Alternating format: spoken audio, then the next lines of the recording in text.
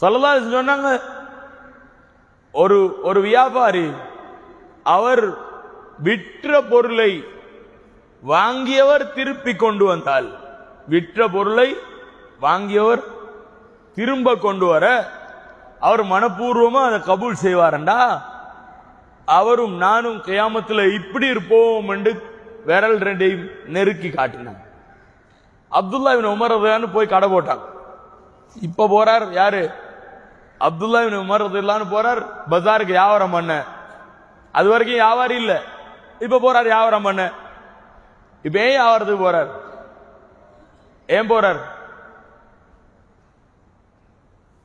சொல்லுங்க? ஏன் போறார்?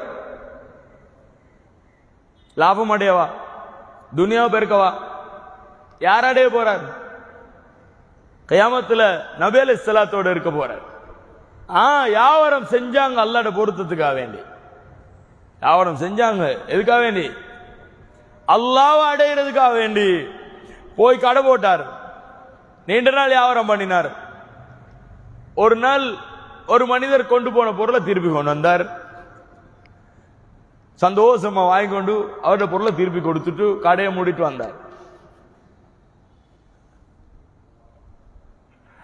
மக்கள் கேட்டாங்க, என்ன கடை மூடி? சொன்னாங்க, கடை எதுக்கு போட்டுனோ அது நடந்தாச்சு, இப்ப போதும். என்ன நடந்துச்சு? என்ன நடந்துச்சு? சஹாபாக்கள் வியாபாரம் செய்தார்கள். சஹாபாக்கள் சொல்லுங்க, வியாபாரம் செய்தார்கள், நாங்களும் வியாபாரம் செய்கிறோம்.